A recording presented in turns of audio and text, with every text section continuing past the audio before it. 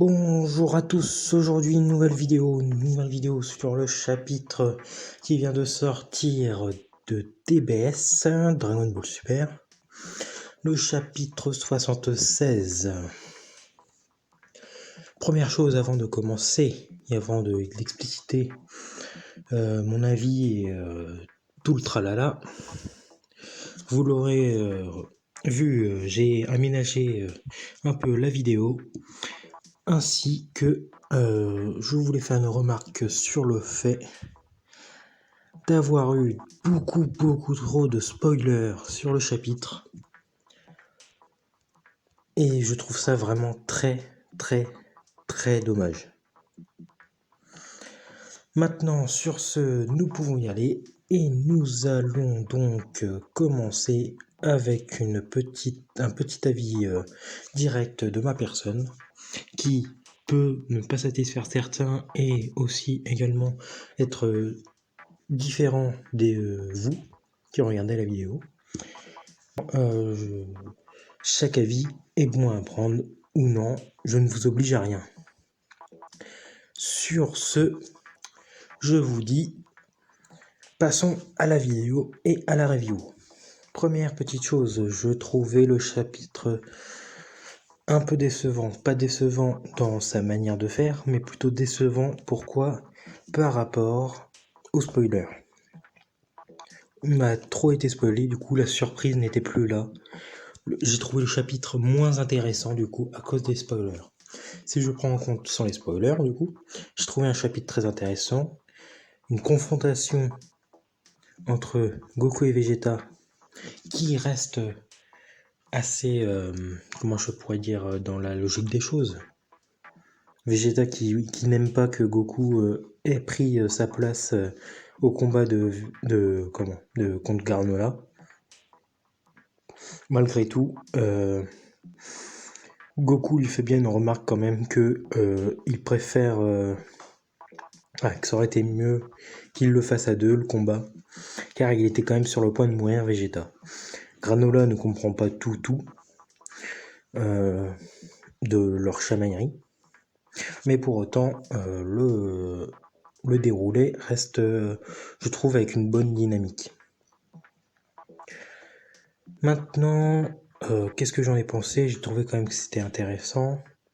J'avais bien perdu quand même espoir en Dragon Ball Super, je dois l'avouer. Mes dernières reviews se faisaient peut-être ressentir.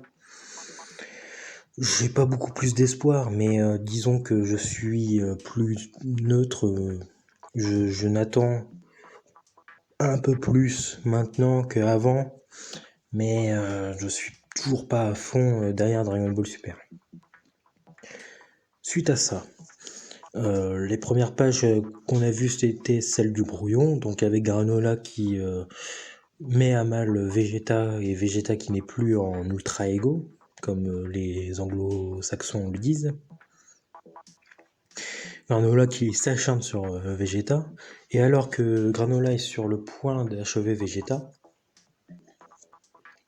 tada, surprise, Goku surgit en SSJ Blue et met une patate à Granola l'envoyant valser un peu plus loin.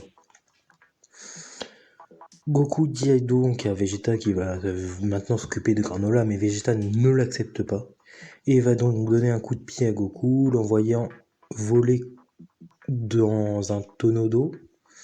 Et donc Goku va être un peu trempé, mais bon, on s'en fiche. Vegeta puis va s'approcher et frapper Goku et le prendre par le col avant, en disant que c'est son combat, c'est que entre lui et Granola que le combat doit s'occuper et qu'il va donc continuer le combat seul. Et du coup, pendant qu'ils se disputaient,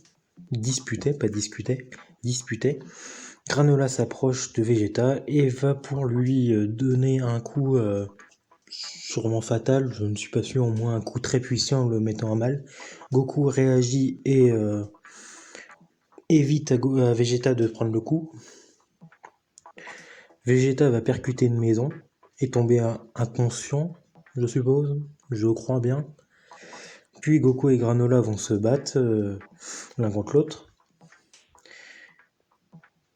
Mis à part des petites interactions comme Granola qui se déplace assez rapidement, mais Goku le remarque quand même et a une sorte de technique de renforcement pour éviter de prendre des coups trop puissants, limite mortels.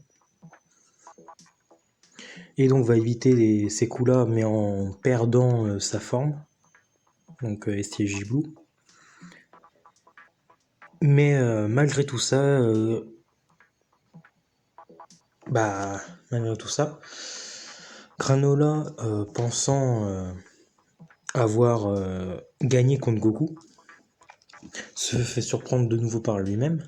Il va être en colère. Il va essayer de tuer Goku, je suppose, par contre là, par énervement. Goku va encore réussir à éviter l'attaque de plein fouet. De plein fouet. Oui, c'est ça, de prendre toute l'attaque surpuissante. Et malgré tout, le combat Goku-Granola, Vegeta va revenir dans le combat et dire à Goku de le laisser. Goku va accepter à une seule condition, qu'il ne meure pas. Vegeta va redevenir Ultra Ego, ce qui est quand même assez impressionnant. Car jusqu'alors, c'est une transformation qu'il a acquise qu'au chapitre précédent. Et ainsi de suite, vont se battre dans la planète, dans la cité, Sogaria. Donc des Sogars, des Sogarmajin, les Sogarjin, qui sont les nouveaux propriétaires de la planète céréale. Et dans leur combat, Granola va s'asseoir par terre car il va être épuisé. Et là, un mur d'une maison va s'effondrer et Granola va voir à l'intérieur une mère avec son enfant qui regarde Granola terrifié. Et là, un flashback va venir. Un flashback où on voit Granola fuir la ville, que les Saiyans attaquent. Granola entre dans une église et là, elle va voir, je crois bien que c'est sa mère. Et donc, pendant que Granola va être avec sa mère, ils vont regarder quelque chose de terrifiant. On voit bien que ils sont effrayés. Et là, on va retourner d'un coup au présent. Donc, je trouve que le flashback est assez bien maîtrisé sur ce coup-ci. Je m'attendais pas à beaucoup mieux venant de Toto. Mais voilà. Et Vegeta va se lever. Granola va l'envoyer plus loin en dehors de la ville. Et lorsqu'il va vouloir l'achever, dans une boule type Freezer, une boule de ki limite destructrice de planète, quoi. Goku va essayer d'accourir pour sauver Vegeta, mais il sera encore épuisé des coups pris à cause de Granola.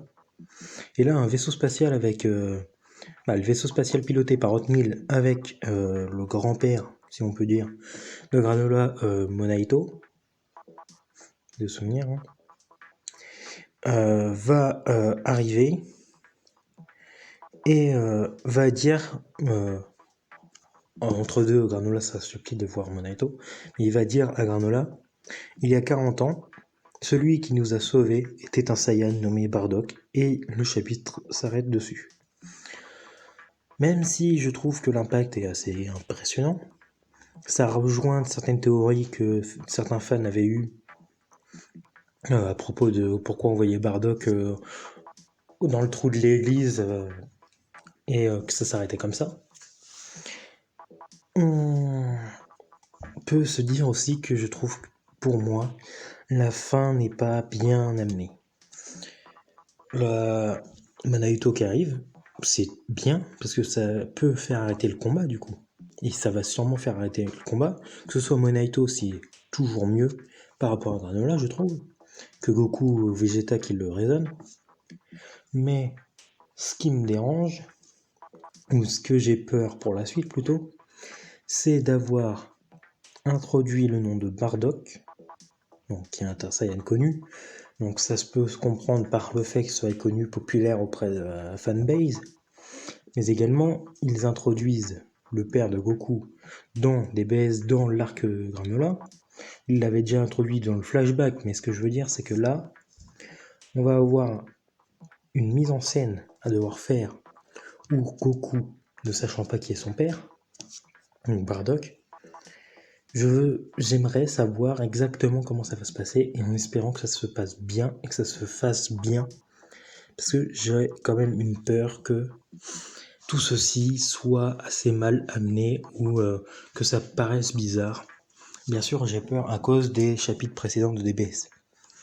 J'aurais pas peur si les chapitres précédents de DBS étaient mieux présentés, mieux amenés, mieux scénarisés. Mais sur ce, le chapitre était plutôt sympa, les dessins étaient vraiment cool. Je pense que c'est tout ce que j'ai à dire pour ce chapitre de ce mois-ci. Je vous laisse à vos commentaires pour me dire votre avis, ce que vous en pensez, ce que vous aimeriez voir par la suite par rapport aux informations dites dans ce chapitre, ce que vous attendez de la suite de l'arc aussi, n'hésitez pas à me le dire. Et je vous dis à bientôt pour de nouvelles vidéos, prenez soin de vous et surtout n'hésitez pas à mettre un like et à vous abonner si la chaîne vous plaît. Sur ce, à bientôt.